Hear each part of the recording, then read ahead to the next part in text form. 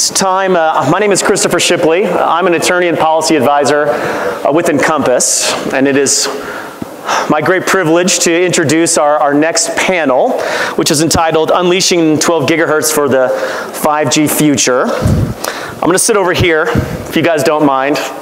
Whatever non-COVID related crud is making its way through Fairfax County public schools hit my house, and I don't want any of our distinguished panelists to have to deal with what I've had to deal with the last 2 weeks. But one of the exciting things about working at INCOMPAS is the opportunity to work with companies that are looking to and willing to innovate to deliver their telecommunications services.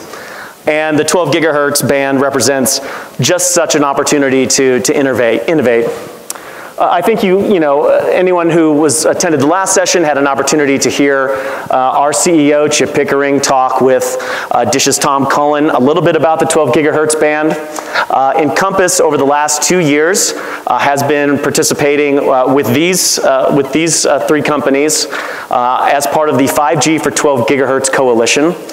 It is a diverse and prominent group of 37 different trade associations, public interest groups, industry leaders, telecom providers that are working to encourage the Commission to expand the 12 gigahertz band for more flexible use, particularly for more intensive terrestrial uses, including 5G. And I am pleased to be joined today by three additional representatives of the coalition that have been working hard over the last 2+ years to encourage the Commission to make some of these changes to its operational rules. To my immediate left is V. Campbell. He's the co-founder and CEO of RS Access. To V's left is Tim Meyer. He's the managing partner of Go Long Wireless. And to his left is Michael Essington, who is the Senior Manager of Public Policy at Dish. Gentlemen, thank you so much for being here. Really appreciate it. Before we start our discussion, about the proceeding on the 12 gigahertz band, I was hoping that each of you could just take a few minutes, introduce yourselves, talk a little bit about your company's current interests in the band, what kind of services are you offering in 12 gigahertz, and how long have you been licensed to operate in the band? V? I'll go first, thank you. Please. Thanks for having us at INCOMPAS, appreciate it. And Chip, good to see you, good to see everyone, well attended, loved the focus on the industry. Lots of exciting, fun things happening in telecom in the United States. So as Chris mentioned, my company is called RS Access. It's a partnership that I formed 4 years ago with an investor, a New York-based investor called MSD Capital. And we acquired 80 licenses in this band in 2018. I'll just talk briefly about the history of this band and some of the uses that it's had over the past 40 years. But this is really what we're seeing here is, not just like aggrandize it, but we're seeing a history of spectrum development and how frequency moves from old use cases to new use cases. And this is really the poster child for that process. This frequency was originally allocated for DBS satellite systems in the 1980s. And there's a whole history of DBS competition with cable, which was why the FCC allocated the frequency for that use. Then, if you guys are spectrum junkies like I am, and if you haven't read this book, it's phenomenal by Tom Hazlett. It's called The Political Spectrum. Tom was the chief economist of the FCC, and it details what happened here really well. So there's a company called North Point, and so this is in 1998, 1999, when the term spectrum sharing or coexistence didn't exist. Really, there was no reason for it because there was no wireless data services. I think we forget a lot of the time how new this industry is, right? Wireless data is a brand new industry. It's in its infancy still, which is amazing.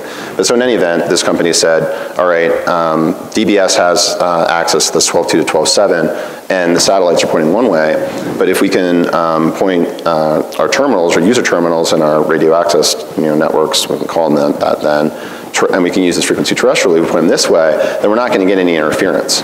And the FCC agreed with that engineering, and they decided to auction the spectrum in 2004 and 2005 in 2 successive auctions. The reason they had a follow-on auction is because not all of the licenses were even purchased in the first auction. And the reason they weren't purchased in the first auction is, and I remember because I started in this space in 2003, people didn't understand what the wireless data market would look like. So as soon as this frequency was auctioned, and Dish bought it, Cablevision bought a bunch of it, some other folks bought it, Tim's company bought it. He's been at it longer than I have. And then there was all this excitement about possibly using it terrestrially for like a wireless cable type system.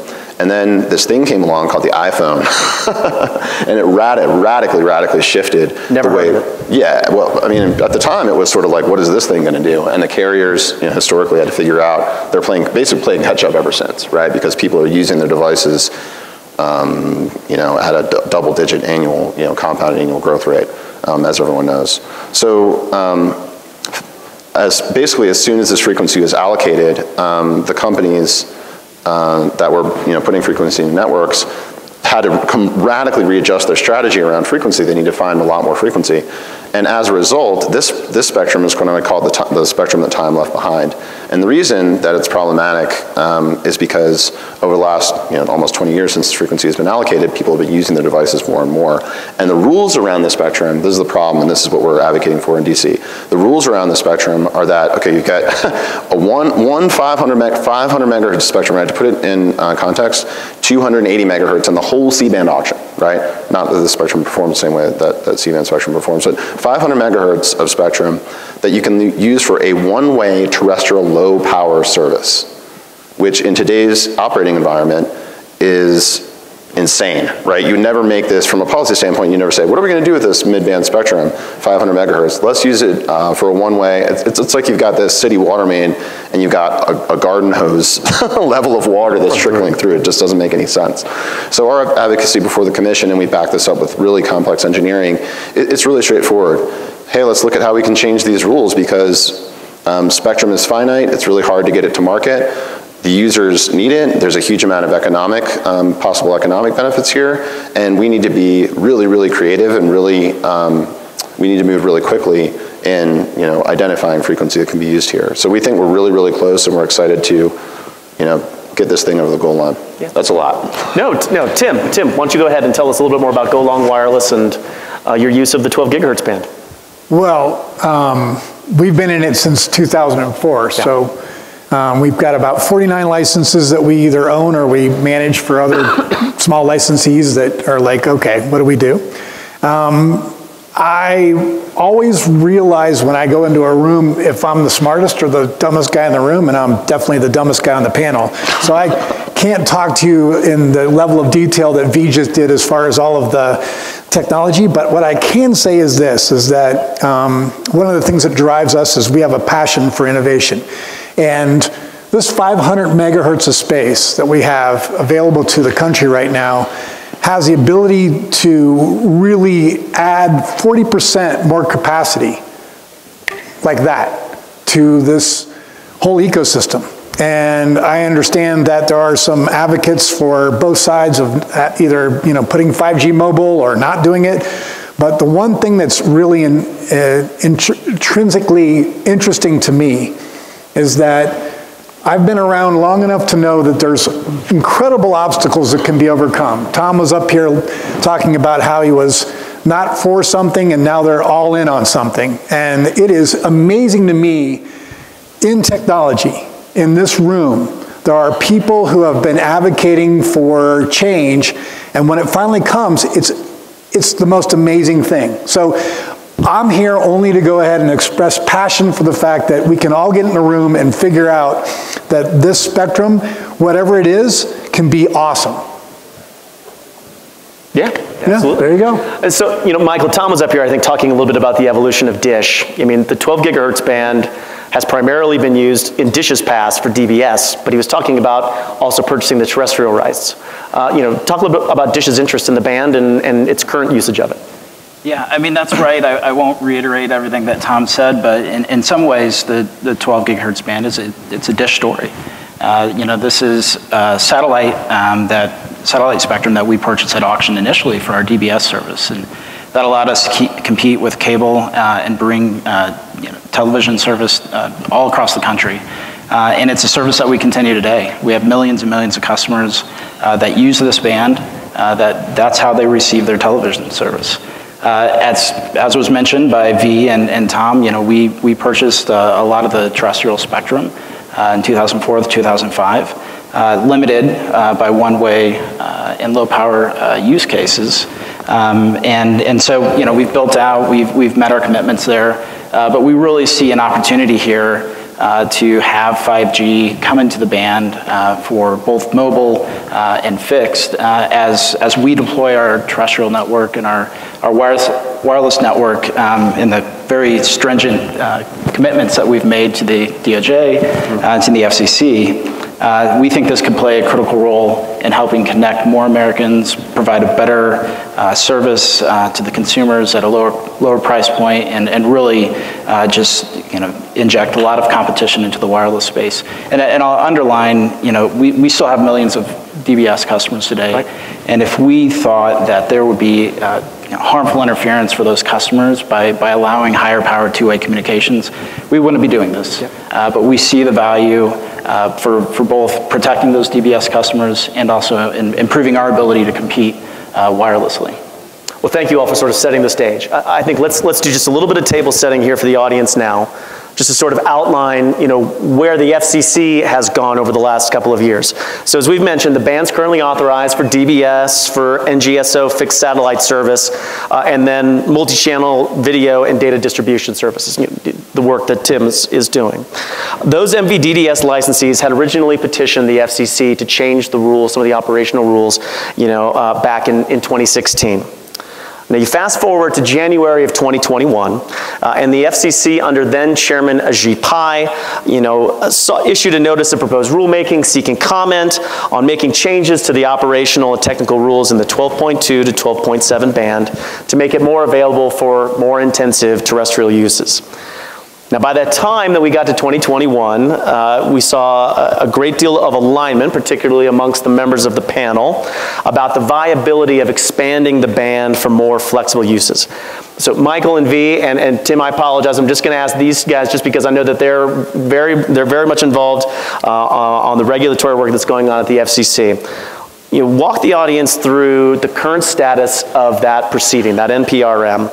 What are some of the major developments that we've seen over the last, now almost 2 years, to be completely honest, and where do things stand at the FCC?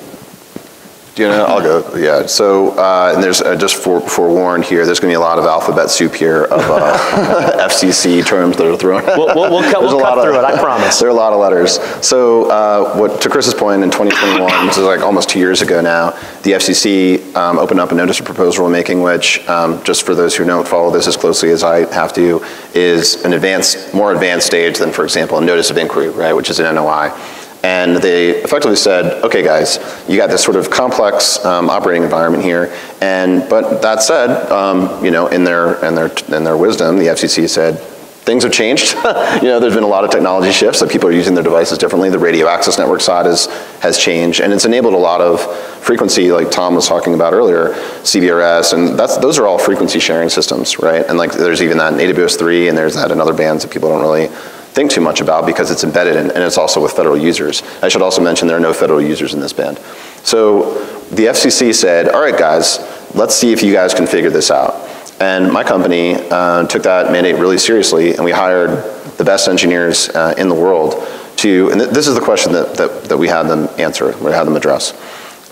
Is it possible to increase the power limitations for the terrestrial 12.2 to 12.7 band and utilize that for mobile 5G services, considering increases in technology and improvements in technology, and not have a harmful impact on consumers in DBS? And then there's also a conditional NGSO allocation here.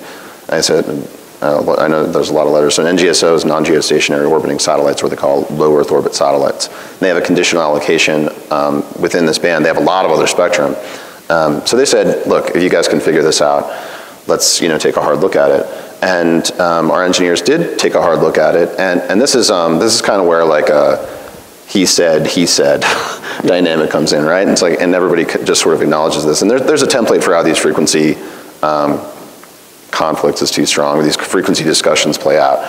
There's an incumbent, the incumbent says, oh, this is a huge problem for me. There's some new entrants, the new entrants say, oh, this is easy, totally easy. And everybody sort of says, well, V and his company are pretty biased, or like Dish and those guys, they're pretty biased, so of course they're gonna say that. But we urge anybody to just look at the record. It's really, really straightforward. We've submitted 2 really complex studies by RKF Engineering, and we have the best, Tom Peters is our chief engineer, former chief engineer of the Wireless Bureau. And we think the engineering is rock solid. If you ask the question, you know, what will effectively really what will happen if you turn these services on? What will happen to end users who are incumbents in the band, DBS and NGSO? And the short answer is very, very little. So from that standpoint, this is, you know, you have like talking points when you're in one of these coalitions, right? And you hear these people say the same thing over and over again. I will say the same thing that I've said many times, which is that this is really a win across the board. Now, what happens in these things, and I've been doing this for a while, is when you get to the end, there's, I think former Chairman Wheeler described it as quote unquote bashing heads together. You know, there's like, all right, it's like Three Stooges. It's like, all right, guys, you know, like you get in a room, you sort of figure it out. You know, you guys say this and you guys say that. Okay, let's determine what's going to happen here. And sorry, I hate to dominate the conversation. I'll just mention one other thing. From the NOI that's coming out for the adjacent, let's back up. 12.2 to 12.7 is the MBDDS band, the DBS band. There's an adjacent band from 12.7 to 13.2.5 that there will be an NOI, there is an NOI on that the FCC is going to vote on. And that is critical for everybody in this room and for people who are in this space. That is critically, critically important. And I know it sounds like I'm just talking my own book, but the FCC, it was so creative and intelligent for them to start that NOI now, because we have an opportunity now to put together 12.2 to 12.7, 12.7 to 13.2, and create 1,000 megahertz in this really important portion of the midband, which that will be the first country to do that globally, right? And that means that we control the United States and all the people in this room, the chip makers, the handset makers, radio access network, et cetera. That means we control the way that the technology evolves, right? We control the standards. So it's really, really exciting times. Yeah, I would get an opportunity to talk about the NOI a little bit later, but I do want to go back to just something you said real quickly. In terms of what Chairman Wheeler was mentioning, it's not outside the ordinary for the commission to ask the players in a proceeding like this, to meet and to engage in a discussion about sort of trying to find some middle ground on how to make something like this work. So certainly not out of the ordinary. Michael, I want to get your impressions though on the proceeding. Just his take on where we currently stand. Especially given the fact that the NPRM came out January of 2021. We're now almost 2 years down the road. Wanted to get your thoughts. Yeah, I mean, first off, I just have to reiterate, we're part of this discussion about what to do with the band, and we're the ones saying, let's share it. And from a DISH perspective, we're the incumbent. We've been in the band since the 90s, and just for some context here, I think it's important. We've been in this band since the 90s providing a satellite service. You have the terrestrial licenses go to auction. They're purchased by us, V, and TEM, and others. In 2016, we then go to the commission and petition for a rulemaking to consider higher power two-way use in this band terrestrially.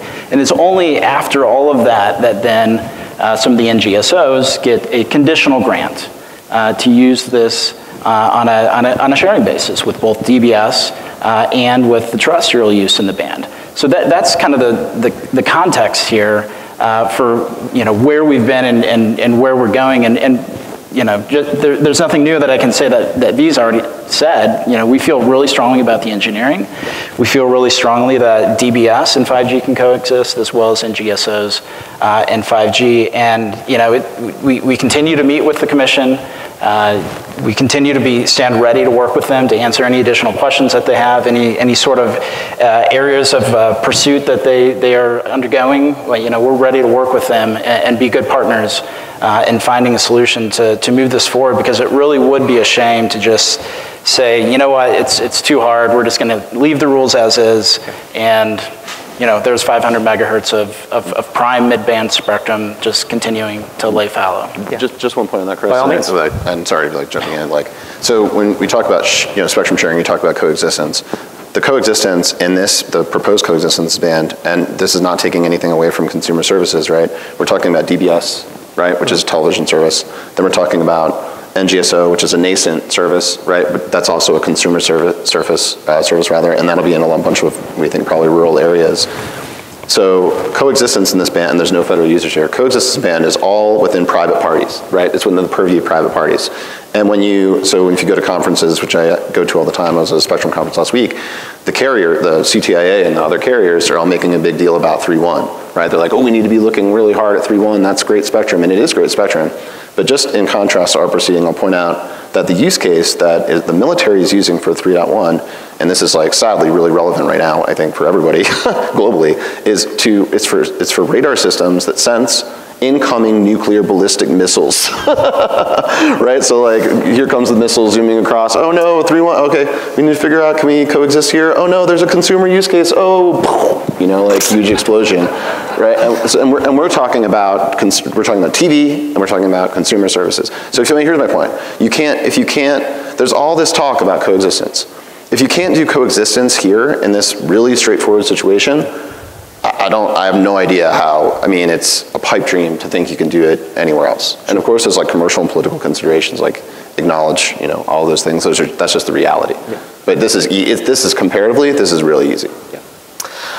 Tim, I didn't want, you know, if you had impressions on, you've sat in as many of these meetings as many of us have, you know, with some of the FCC staff members. If you've got impressions on you know, how this proceeding is going, I'd be more than happy to have. Well, the only thing I can say is that we've all been part of conversations where there's one side versus another, and where there's, you know, debate, okay? You're for it, he's against it. She's for it, she's against it. You've got almost 100% of the licensees right here, and we're all saying, hey, we'll share it. There's no against anything. It's like, let's go. I mean, when have you ever had, you know, basically a position where somebody said, we can all get along?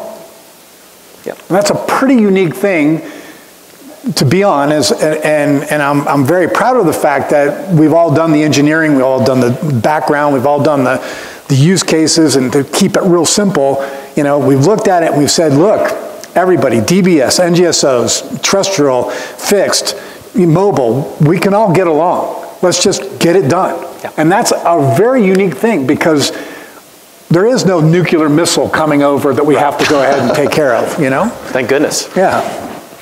Well, listen, based on, you know, the analysis that's been done, you know, updating the rules, you know, now has the support of Dish, which has millions of subscribers in the band. It's got the support of all of the MVDDS licensees. You know, we talked a little bit about the initial sort of interference analysis that was conducted. You know, and that interference analysis sat sort of untested for the better part of a year, at least a year plus.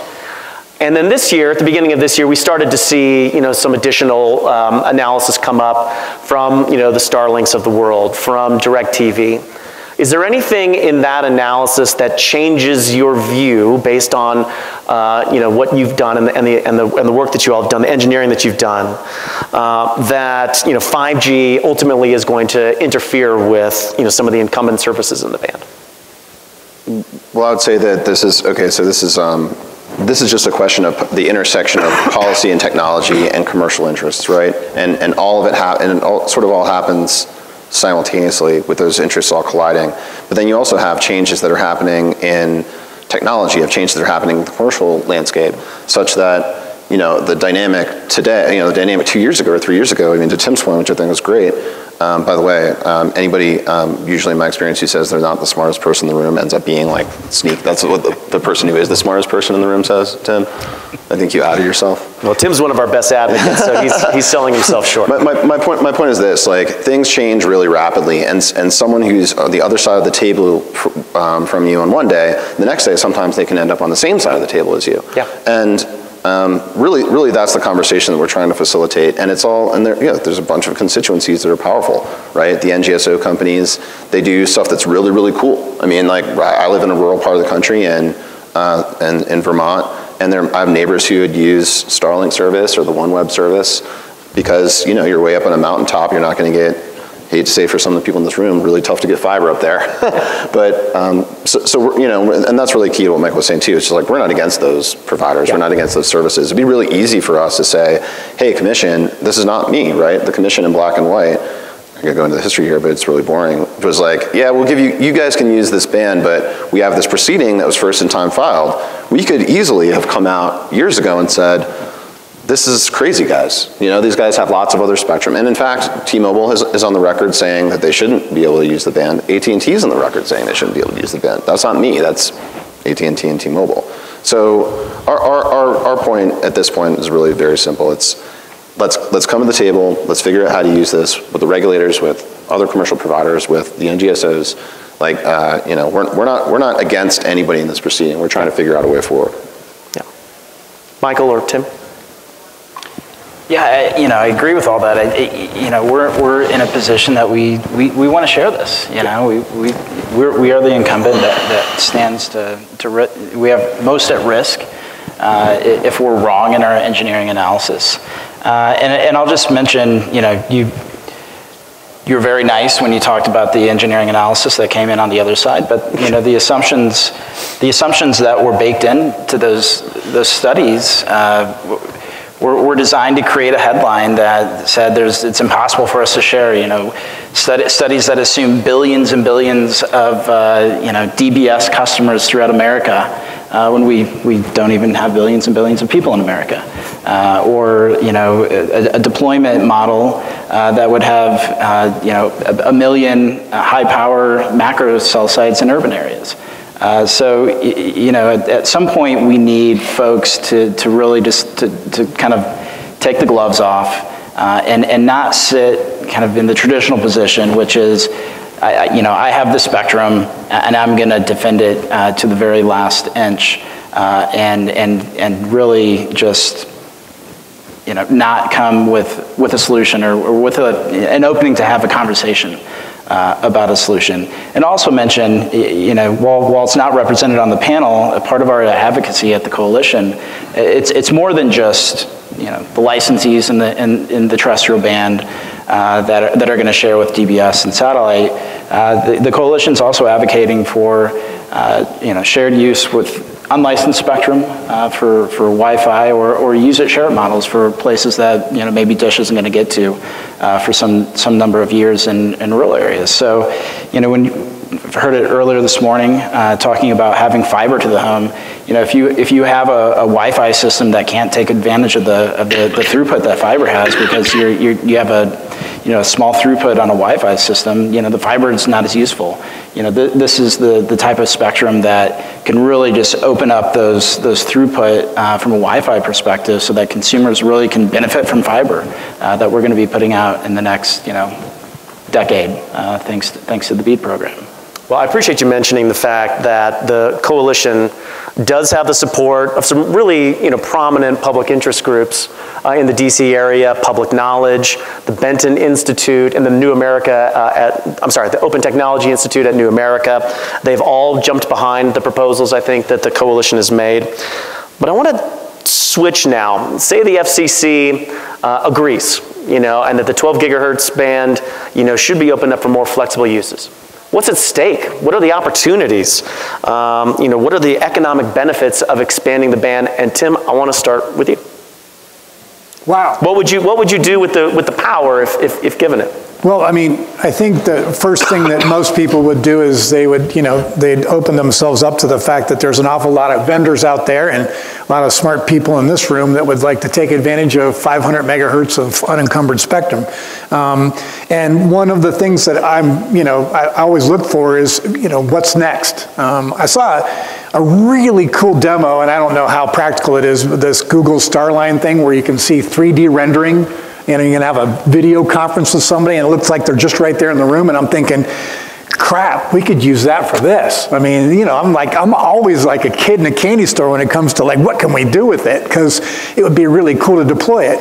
One of the companies that I have is, you know, a fixed wireless company, and it will deploy equipment immediately that will be able to take advantage of it. We're going to go ahead and partner with people in the wireless industry to go ahead and deploy, you know, incredibly fast, low latency things. My father was an orthopedic surgeon, and he put titanium in people's bodies. And he used to say to me, you know what, this is just the beginning. We're going to do really cool things with people. And here I am years later with the ability to go ahead and say to, you know, a company that would come to us and say, hey, we could use your, you know, your spectrum to do telemedicine on a level that your father would never dream of. Yeah. Well, bring it on. Yeah. And Michael, I'm assuming 12 gigahertz is a big part of Dish's 5G plans. Yeah, absolutely. I mean, you heard Tom talk about it just previously. I mean, we're building a network that no one's ever built with Open RAN, totally in the cloud, cloud native, 5G at our base. And so the notion that, you know, we could take this 12 gigahertz and plug it into our network build is incredibly exciting to do all the things that Tim was just talking about. Mobile applications for consumers, fixed wireless applications to really make sure that that last mile in those really remote areas are able to get a connection that's, you know, faster than 25.3. And we're at a pivot point in how we're building these wireless networks. And the future is Open RAN, the future is cloud native. And, you know, some folks would say, well, yeah, that's great, you got 12, but we really need to put this back out through another auction. Yeah. And, you know, aside from just the time delay that would cause, you're really sidelining this spectrum from being put into the newest, greatest way to build a network, and potentially throwing it into a 4G, 5G, you know, combination network. It doesn't make sense from a leadership perspective for the country, and it doesn't make sense for consumers that would benefit by having it in the latest and greatest network. Yeah. And what about you, V? What are RSXS's plans? So I'll just say this. So like I'm on panels all the time. People are always like, oh, you know, we need to move fast in spectrum. We need to figure out how to bring more spectrum to market. And so I hear that all the time, and then it's sort of changing right now partially because of the new NOI, but the NOI is also reacting to what's happening in industry. So when we started doing this project, even spectrum people, which, you know, there are a few strange mad scientists doing spectrum stuff that I like to do. Everybody was like sub-6 this, sub-6 that, you know, 24 gigahertz millimeter wave. And so if you told people, oh, there's this 12 gigahertz and like 12 gigahertz, like people weren't even able to process what it is. So I was on a panel last week with somebody from Qualcomm, and she was sitting right next to me, right? And I'm doing all my thing, it's my song and dance about 12 gigahertz. And she's like, that's really interesting, you know, my presentation here is that we need to find 4 gigahertz of terrestrial spectrum between 7 and 15. 4 gigahertz of spectrum. And so this is sort of historically how it works. The people who are on the cutting edge from a technology side, looking at massive MIMO, looking at beamforming, looking at beam steering, how to get more capacity to devices, they don't know, like, they just see the sausage in the shelf in the store and they buy it. You know, like they know how to put it in, you know, whatever soup they're making. They don't see this whole other process. But if you go to other technology conferences, they're just looking at just a tidal wave of data applications in the future, and it's incredible. And they're all looking at each other like, how the hell are we going to get this? How is we going to get enough capacity to feed these use cases? And then you have somebody who says inevitably, well, what's the killer application, or, you know, whatever that may be. That's all you have to do to answer that question is just look at history, right? Because the counterpoint to that is, okay, well, technology is just going to stay the same. So this is going to be the wireless environment that we're operating in from now on. We're done innovating. That's, you know, like I was saying before, this industry is, I mean, everybody talks about it, but it's really hard to remember when you didn't have a supercomputer in your pocket that you could order a car service, you know, talk to your children when you're on the road, you know, a business trip, get your airline flight changed. You know, you had to make a bunch of different calls for that. It's not that long ago. You know, that's maybe like sort of a broad way of addressing your point. Yeah. No, that's, I mean, you know, then based on, you know, those services that you've described, how quickly, you know, could your companies bring those to market? Just, you know, if given the opportunity.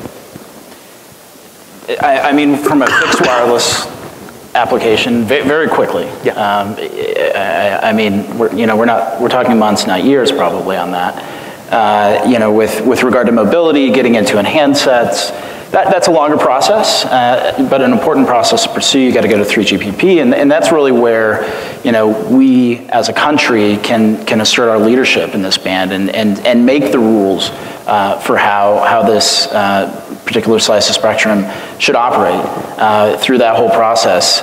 But it's an important one and one we would pursue if given the opportunity from the commission. Just quickly point out, a lot of that work has already been done, right? Yeah. So like this is like, if you look at the rest of the world, so you already have a terrestrial mobile application in 2 out of the 3 ITU regions here. And you've got advocates, you've got people who are advocating for all over the world who are saying, okay, as you know, we're looking at what the future of DBS in whatever country it may be, or the satellites that they're using, looks like the spectrum might be freed up because there's just the demand, there's, I don't sometimes sort of lose sight of this. There are 440 million US mobile subscribers in the United States, 440 million. And they're all using the devices in new and innovative ways that use more spectrum. So this is very simple. It's a supply-demand dynamic. And fortunately, and it's because of the people in this room and the people who participate in our industry, it's because we're really good at it here. The things that happen here, and the rest of the world looks to what happens here and says, okay, this is coming down the pipe, right? To like Michael's point about chipsets, handsets, integration, et cetera. Those timelines are really, really short because American, you get a 200 million handset order, you're looking at 100 million or 50 million handsets. And then the market catches up with that really fast. and the frequency cycles into the networks really fast because the consumers are demanding it. This is really about the consumer in the end. Right. Tim?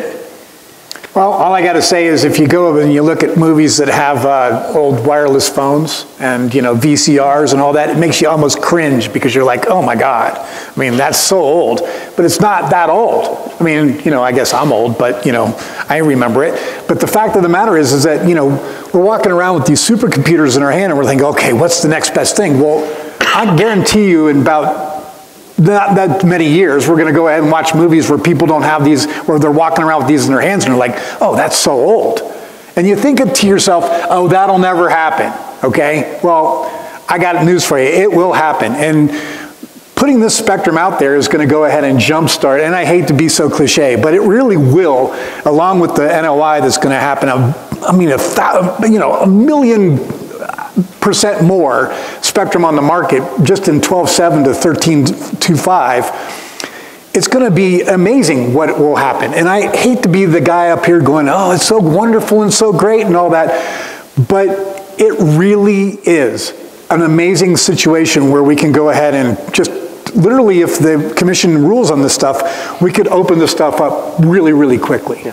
And as V says, who's much more technical than I am, the consumer market will flood into this thing like it's, like tomorrow. Sure. Yeah. V mentioned something earlier. I wanted to go back to it for just a second. The FCC is looking, or is about to adopt an item, on the 12.7 to 13.25 gigahertz band, this upper 12 gigahertz band, which is notable, in that it's adjacent to the band that we've been talking about. And they're, this isn't, they're not proposing any specific rules, but they're seeking comment. They're asking about it. They want to know how to make it, available for more, terrestrial uses, and mobile broadband flexible uses. What can we infer, if anything, from what the commission is doing here? How the commission is thinking about the full band or the long-term prospects in mid-band for terrestrial services. V, you spoke a little bit to this. Do Michael or Tim, do you guys want to take it? I'll just say shortly. It's a great sign that they're looking in the neighborhood. They view it as mid-band, and they view it as part of the future for getting folks connected. Beyond that, I probably wouldn't want to speculate too much. But I would just note we're very far along in an NPRM process with regard to 12.2 to 12.7. I think you can probably think about things holistically, but in a way that doesn't slow up any sort of action within the 12 gigahertz band. Agreed. I'll make two well, maybe. I won't say how many points. I may make several points. Number one, it's very gratifying for me personally that the commission, and increasingly globally, is, and I applaud. Everybody always says great stuff about the commission, but this is great work for them, right? They're saying, hey, where can we look? Let's look around. And that's what we have to do. We have to look everywhere in the band to figure out where frequency is available. And they look at this 12.7 to 13.2, and they're like, this is really good spectrum. Just a quick point. Spectrum doesn't know what it is, right? We just call it what it is. We made up a system to call it what it is. So when you say 12, 13 gigahertz or whatever, all you really need to do, because and this happens with people say it's psychological, I don't know what that is. So that means I don't seek to understand it. You just have to look at how this stuff performs, right? And this is just physics. It's not spin. So it's very gratifying for me personally, and I think it's also very meaningful for our ecosystem at large, that all of a sudden you've got all these people saying, wow, this spectrum is super rad. The way the spectrum performs is really good, and now CTIA is way behind it, and there are people in our docket years ago who are saying, I don't even know what this is. What is this? It doesn't work for anything. This must be bad. I don't understand it, therefore it must be bad. So I think that's super, super gratifying. But also I don't think it's, I don't know, but I don't think it's accidental. We've got this 2-year NPRM process. We're in this sort of high profile, effort that we're in. And the people the carriers in our docket have all said, this is great spectrum, right? This is phenomenal spectrum. And then you've got, okay, the adjacent band comes up. And we've seen this movie before, right? This is exactly what's happening in 3 gigahertz. Exactly what happened in 3 gigahertz. Mm-hmm. You've got adjacent bands at 3, 4, 5, CBRS, different rules, different bands. Then you've got C-band that becomes available above that. So this is like, I think somebody, one of the Dish guys, maybe the top Dish guy said at one point, just talking about recently, it's like Monopoly. Like you put these sort of blocks together, and then if you can control these adjacent blocks, that gives you a huge amount of value, because that's where use cases are, right? Use cases are looking for 50 megahertz, 100 megahertz, 200 megahertz blocks. When I was a kid doing this, first deals I was doing were 22 megahertz blocks. Or like if you look at auctions at the time, 5 megahertz or 10 megahertz. That's coverage frequency, right? Capacity is king, because we've by and large solved, with some not meaningless exceptions, solve coverage. So when you're looking at capacity frequency, I'm not sure how things are going to break, right? If anybody tells you they know, they obviously don't know. But I'm 100% certain that in the next 5 years, you will be walking around with a handset, or you will have a device that can attach to your window that will receive 12 to 13 gigahertz signals and will provide meaningful capacity in the marketplace. I'm totally certain of that. Tim, did you have any impressions about what the commission is doing on the upper 12 gigahertz band? I mean, they see a good thing. Yeah.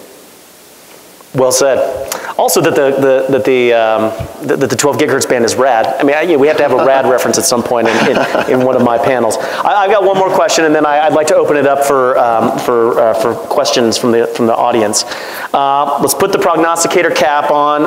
What actions really, are we expecting the commission to take, as it completes its analysis of this proceeding? Not just what do you hope. I mean, as you said, we're in the late stages of an NPRM, Michael. Sort of just what's the expectation? Well, I don't know if I'd say an expectation. The hope is that they will, move forward with a recognition that this is good for 5G, is great for 5G, can coexist with the existing uses in the band, and that we're moving forward. And that the lodestar of what they are going to look at is what's going to benefit consumers, and what is the highest and best use of the band. And the highest and best use of the band is clearly 5G. That's the future for us. So that's the hope, I suppose. Yeah, Tim? Well, I think he said it pretty good. Yeah. You did a pretty good job. Also one of our best advocates. V, any other thoughts? I just think there's too much, it's too important, right, to just say we're going to leave these 20-year-old rules, these 1G rules in place. I just think it's too important. So I think that there's just going to have to be a reckoning with the commercial participants through a regulatory process that identifies, some sort of way to bring this spectrum into the marketplace. I don't know. It's, historically that's what happened, right? So like 700 megahertz A block. So people in this audience remember that. That's exactly what happened. There's a conflict between the A block Good Faith Purchasers Alliance, and there's some potential interference with some of the folks who are using it, the satellite services. And you get the folks in the room, you order pizza, you hash it out. I think that's what has to happen here. Got it. I want to open it up to the audience. Are there questions about the band, and about the expanding for flexible use, the commission's proceeding? Oh, here's John Winhausen from Shelby. Oh yeah, I know that guy. Hi, thank you. I have friends on all sides of this issue. You guys are making great arguments about the value of this 12 gigahertz band. I also have some sympathy for Starlink, who are saying that they're growing and they're adding their dishes and planning to provide more service in urban areas too. So I wonder if you mentioned CBRS.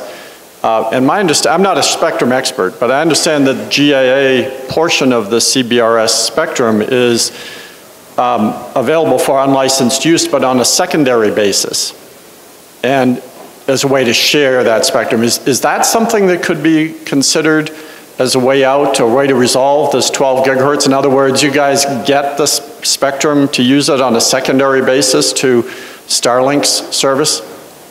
So there's all kinds of, and there are dozens and dozens of different sort of technology solutions, or there's different policy solutions that some of them are more complex than others. But yeah, like we've talked with the federated people and the people who run these SaaS systems, and there's people who have advocated for it's not new. People have advocated for a database approach here to coexist in this band. I would point out that our engineering studies, which we really strongly believe in and believe are accurate, they don't reflect that that's necessary, right? Like and this is just, and Tom Peters, one of our engineers, always says that, it works because it's true, and you're absolutely right, there could be NGSO subscribers that are in urban areas, but there's a limitation on how much frequency they can reuse there because this NCO equals one thing, which, talking about alphabet soup, that's even a layer deeper. But we don't think, and don't take my word for it, right? The gentleman who runs the company, the SpaceX satellite internet company, says it all the time. This is a rural focused service. But that said, I mean, anybody has any ideas, we're open. Our company is open to hear, and the coalition folks opening to hear ideas about how this breaks, because that's a conversation that's just going to have to happen. I think it's timely. Yeah, I'll just add that there's all sorts of creativity with how we could answer that question, but it requires a conversation from the other side, and that's a conversation that's not happening today. So would love to have that conversation, I guess. The good news is there's a lot of spectrum. There's 500 megahertz of spectrum here. So that's a lot of land that you can say, all right, we can do, soybean farms over here, we can do, tract housing here, we can build skyscrapers here. There's a lot of land, so there's a lot of, speaking for my company, we're very open to hearing what those ideas may be. Thank you for that question, John. Are there others before we wrap up? Oh, you're in the back. Just a quick question. It's been a while since I was in the wireless industry, about 14 years. You didn't miss anything. Well, I'm curious because my experience was back with the 1.9 gigahertz and the 800 megahertz rollouts. How are you looking at this being a terrestrial in the 12 gigahertz, 13 gigahertz range, and dealing with in-building penetration, line of sight issues, even foliage issues? I mean, Denver's one great market where there's not a lot of trees. I live in North Carolina where we have a lot of problems. So when you're talking about this high of a spectrum band and utilizing it for mobile or possible fixed wireless with antennas, I've seen companies have a problem with that at the 2.5 gigahertz. So I'm just curious what changes have happened, or even what radius distance you're looking at from a cell tower that this works. That could be its own hour-long panel just in itself. The short answer is I would point you to a study that was put into the record by Dennis Roberson Associates, that's just about performance of this band, right? Just exactly talked about new building, old building, foliage, signal attenuation because of rain fade, fog, foliage, different pine deciduous trees, like different regions. There's all these regions in the country where they have different rain numbers, and that actually that's embedded in the CFR for this band too. But there's a whole 50-page study that Roberson did on it, and of course I'm talking my own book and saying this. It's better than one may perceive, right? It turns out that there's actually, and this is logarithmic, so like the rain fade, for example, curve goes from low band, it kind of goes up like this, and then it drops a little bit right at 12, and then right at 13, 14, it goes like this, right? So like 20, well, here's a great just example. To get the same coverage from one 12 gigahertz cell, and this is for mobility, you need 15 24 gigahertz cells. This is my colleague, Lindsay Stern. Lindsay's going to give you my card. I'd be more than happy to provide you with the Roberson report so that you don't have to go look for it yourself. Compass has been an active member of this coalition and has access to all of that. And reach out to me, and I'd be more than happy to get you that information. And then, certainly in terms of network design, we can put you in touch with other folks that can answer those questions. Are there any final questions before we wrap up for the morning?